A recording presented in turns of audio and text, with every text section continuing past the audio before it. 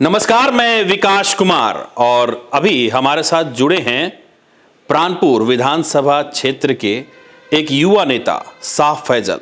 ये AIMIM party से इस बार विधानसभा 2020 में टिकट के प्रबल दावेदार थे, पर पार्टी ने किसी दूसरे को टिकट दिया तो साफ फैजल निर्दलीय चुनाव लड़ने का फैसला किए। जिसके बाद साफ फैजल कटिहार के DDC ऑफिस पहुंचे तो उन्हें एक पुराने मामले में गिरफ्तार कर लिया गया, जिस वजह से वो अपना नॉमिनेशन भी दाखिल नहीं कर पाए, जैसा कि उस वक्त साफ फैजल का जो वीडियो आया था उसमें ये बताया जा रहा था। आज इसी तमाम मुद्दे को पर बात करने के लिए, इसी मुद्दे पर और इस तरह के तमाम मुद्दे पर बात करने के लिए हमारे साथ खुद साफ फैजल जी जुड़े हुए हैं। साफ फैजल जी, सबसे पहले आपको बहुत बहुत धन्यवाद कि आपने अपने व्यस्त समय में से टाइम्स न्यूज़ के लिए वक्त निकाला। सबको सबसे पहले टाइम्स न्यूज़ का बहुत बहुत शुक्रिया और प्राणपुर विधानसभा और देखने वाले तमाम लोगों को मेरा नमस्ते, प्रणाम, सलाम, जोहार। साफ फैजल जी, आप AIMIM पार्टी के साथ अभी भी जुड़े हुए हैं या आपने उस पार्टी को छोड़ दी, और आप AIMIM से कब तक जुड़े रहे और आपको टिकट नहीं मिला तो इसकी वजह आपको क्या बताई गई? देखिए, मैं AIMIM से मैं इस्तीफ़ा दे चुका हूं और मुझे यहाँ पर यही लगा कि जो कार्यकर्ता लगातार पार्टी के लिए मेहनत कर रहे थे, और ख़ास करके आप सबों ने देखा है कि प्राणपुर विधानसभा क्षेत्र के लिए मैं लगातार, जब से ख़ास करके मैं तो पिछले 12 वर्षों से लगातार समाज सेवा कर ही रहा था, साथ साथ जो है जब पिछले 7 महीनों से MIM से मैं जुड़ा हुआ रहा और लगातार पार्टी के लिए सुबह 6 बजे से लेकर 12-1 बजे तक मैं 12-1 बजे रात तक मैं लगातार टाइम देते रहा। लेकिन ऐन मौके पे जो है, जो 18 तारीख को, जो 18 अक्टूबर था, उस दिन जो है टिकट किसी और को, पटना के कोई थे, उनको टिकट दे दिया गया, जो कि यहाँ के लोगों से के साथ प्राणपुर विधानसभा के लोगों को जो एक उम्मीद थी कि यहाँ जो इतना मेहनत पार्टी के लिए किया गया है तो शाह फैसल साहब को ही टिकट मिलेगा। लेकिन पार्टी ने एक तरह से जो है, पार्टी का निर्णय बड़ा ही यह रहा, जिसकी वजह से लोग भी बहुत दुखी रहे। यहाँ के विधानसभा के लोगों ने बहुत दुख प्रकट किया। इसका आपने रिजल्ट भी देख लिया, 10 तारीख को जब चुनाव परिणाम आया तो MIM के जो पटना से जो यहाँ पर जिनको टिकट दिया गया था उनको सिर्फ 508 वोट दिया गया। तो लोगों को ये एहसास ये था कि शाह फैसल साहब के लिए लोग जो है रात दिन एक कर दिए थे। तो शायद ये टिकट शाह फैसल को देने से आज प्राणपुर विधानसभा चुनाव का परिणाम कुछ और होता। अच्छा साफ फैजल जी, आपको जब DDC ऑफिस पहुंचे थे नॉमिनेशन दाखिल करने के लिए, जब आपको गिरफ्तार किया गया, जैसा कि आपने उस वक्त बताया था, तो जब आपको गिरफ्तार किया गया तो ये आपकी भी तो जिम्मेदारी बनती थी कि आप पे अगर कोई मामला दर्ज है तो उसमें जमानत ले लें।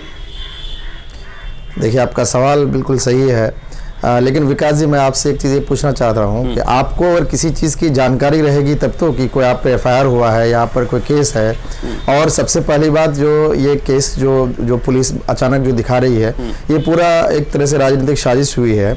और इसमें अगर ये दिखा रहा है कि 7 महीने पहले का कोई पुराना केस था, दिखा रहा है कि 16 अप्रैल को कोई केस था, तो 7 महीने से पुलिस क्या कर रही थी, और FIR कॉपी में भी नाम जो है, जो यह है डायरी भी पुलिस की डायरी है, उसमें कहीं शाह फैसल का कोई नाम भी नहीं है। उसमें नवाजिश अख्तर नाम है और जो है सोहरागाछी घर है, वो किसी और का नाम है, और एक झूठे आरोप में मुझे जो इस तरह से फंसाया गया, तो ये मैं वकील से भी बात कर चुका, बात किया इसके लिए। ये सारा जो साजिश के तहत जो है यहाँ के चुनावी परिणाम को प्राणपुर विधानसभा का बदलने के लिए एक राजनीतिक साजिश रची गई, और अचानक साफ फैजल जी, आप ये कह रहे हैं कि आपका FIR में नाम नहीं है फिर भी आपको गिरफ्तार कर लिया गया? उसमें क्लियरली मेंशन्ड है कि शाह फैसल उर्फ नवाजिश अख्तर लिखा हुआ है, और उस मेरा नाम कहीं नवाजिश अख्तर है भी नहीं, और मेरा घर सोहरागाछी दिखा रहा है, और मेरे फादर का नाम भी अब्दुल सत्तर, मेरे फादर का नाम भी उसमें नहीं है, किसी और का नाम है। जब किसी और का नाम है तो मुझे गिरफ्तार क्यों किया गया? पहला सवाल, पहला मेरा प्रशासन से ये सवाल है। दूसरी चीज़ ये कि SP साहब का एक बहुत ही दुर्भाग्यपूर्ण बयान आया प्रेस कॉन्फ्रेंस में कि शाह फैसल जो है 7 महीने से फरार चल रहे हैं, और उसके बाद जो कई थानों में केस चल रहा है, तो क्या मैं यहाँ के लोगों से, प्रशासन से मैं सवाल करना, मैं तो हमेशा प्रशासन को भी सहयोग दिया हूँ हर मौके में, और लोगों के साथ जुड़ा हुआ रहा हूँ, लगातार 12 वर्षों से जुड़ा हुआ रहा हूँ, और एक बार नहीं, एक राष्ट्रपति से 2 बार सम्मानित हो चुका हूँ, फिर किरण बेदी जी से भी सम्मानित हो चुका हूँ, और मैं हमेशा समाज से जुड़ा हुआ रहा हूँ। तो फिर यह मैं फरार होने की बात कहाँ से होती है? और दूसरी चीज, जब वहाँ गिरफ्तार किया गया, कोई गिरफ्तारी वारंट नहीं है, कुछ नहीं है, आप अचानक जो है एक, जब मैं नॉमिनेशन करने जा रहा हूँ, अचानक उसको आप गिरफ्तार करते हैं, तो ये एक सोची समझी चाल थी। और उसके बाद इसमें कई राजनीतिक विरोधी हैं जो इसमें पूरा दिमाग लगा मेहनत किए, मैं उन किसी का नाम नहीं लेना चाहूंगा। किसी को आपको गिरफ्तार करवा के क्या फायदा होगा?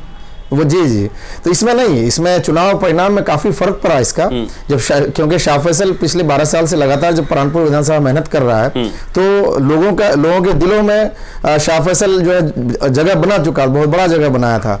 तो विरोधियों को लगा कि ये जो है एक ये बहुत बड़ा वोट बैंक इसके पास है, जो काफी वोट है इनके पास, तो ये अगर इनको अंदर कर दिया जाए या इनको चुनाव नॉमिनेशन नहीं करने दिया जाए, तो एक जो है इसका चुनाव परिणाम अलग होगा और उसका वोट बैंक सीधा शिफ्ट करेगा कहीं और। नहीं, आपने कहा साजिश, ये साजिश कौन किया आपके साथ, कौन किया? देखिए, मैं क्योंकि मैं किसी का नाम डायरेक्टली लेना अच्छा भी नहीं समझता हूँ। आप इनडायरेक्टली ले लीजिए।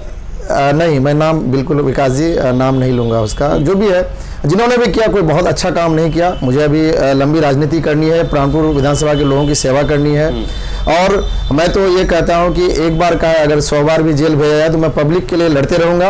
और जेल भेजकर किसी को चुनावी परिणाम को बदलना, ये एक बहुत ही छोटी हरकत, और मुझे ये लग रहा है कि कहीं ना कहीं जो है इस तरह से दुर्भावना से ग्रसित कुछ लोग हैं, जो नहीं करना चाहिए था। साफ फैजल जी, एक सवाल ये है कि जिस मामले में आपको गिरफ्तार किया गया, वो मामला है क्या?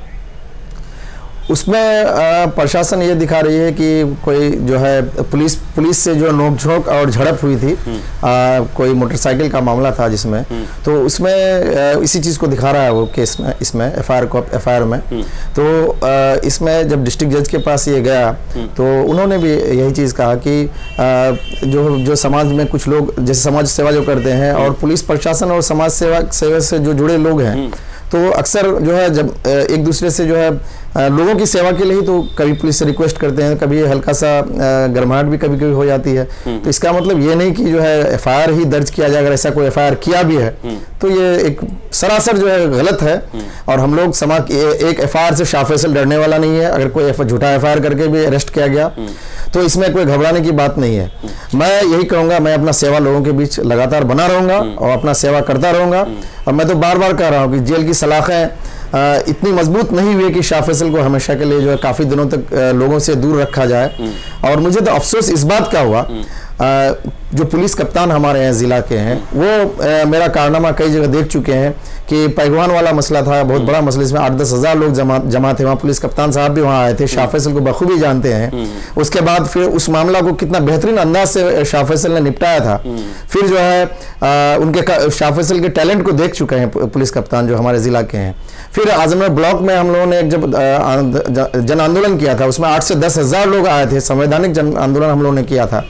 तो लगातार जो ब्लॉक में भ्रष्टाचार हो रहा है या थाना में भ्रष्टाचार हो रहा है, तो ये सब चीज़ लगातार हम करते जा रहे हैं। तो उनको दुर्भावना से ग्रसित होकर ये काम नहीं करना चाहिए था। दूसरी चीज़ ये कि ये मेरा मौलिक अधिकार है चुनाव लड़ना, चुनाव में नॉमिनेशन करना। ठीक है, अरेस्ट करने का इतना ही अगर शौक था, 7 महीने से पुलिस क्या कर रही थी? अगर मान ले अरेस्ट ही करना था तो 7 महीने से पुलिस क्या कर रही थी? मेरा ये सवाल पुलिस प्रशासन से है। दूसरी चीज़, आप जब नॉमिनेशन वहां पर अंदर जा चुके हैं, वहां पर मुझे अरेस्ट करने का कोई किसी भी गैर कानूनी है वहां पर अरेस्ट करना। मैं नॉमिनेशन करके आ जाता, फिर आप मुझसे अरेस्ट करते, कोई बड़ी बात नहीं थी, मैं जेल से ही चुनाव लड़ता।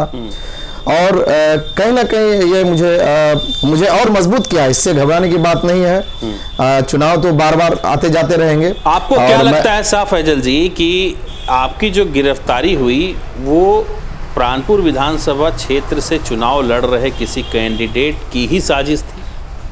क्या आपको ऐसा लगता है? इसमें अब चुनाव भी ख़त्म हो चुके हैं, रिजल्ट भी आ चुका है, और मैं क्या बोलूं, किसी का जग जाहिर है, दुनिया जान रही है, इसलिए मैं और किसी का नाम नहीं लेना चाहूँगा।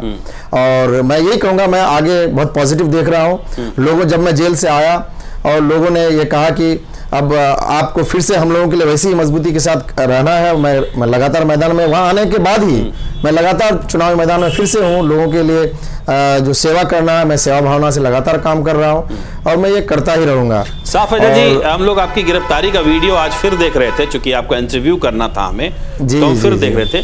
उस वीडियो में ये दिख रहा है कि आप रो रो कर बयान दे रहे हैं कि आपके साथ लोगों ने गलत किया है। किसने गलत किया है और उस वक्त क्या मोमेंट था कि आप रो रहे थे? देखिए, मैं भी एक इंसान हूँ, इंसान भावुक भी हो जाता है।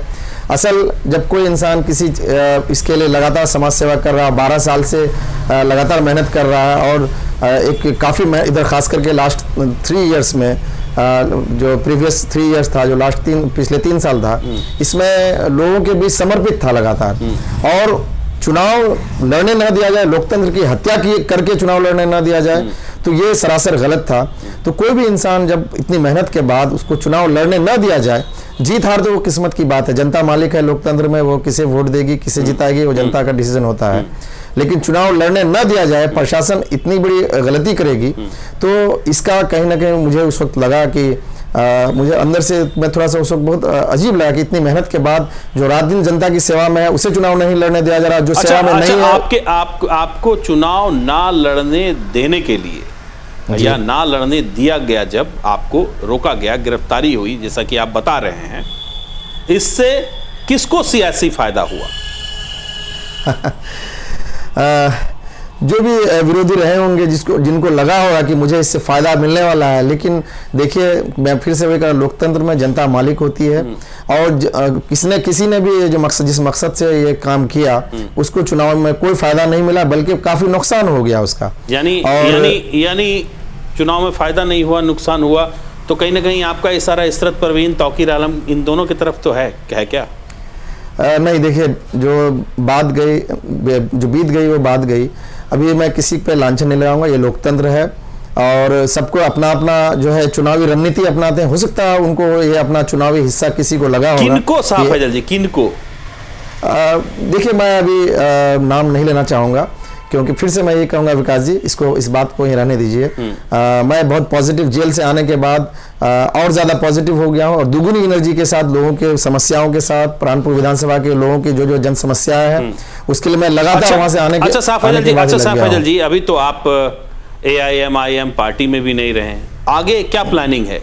किस पार्टी में जाना है, किसका दामन थामना है?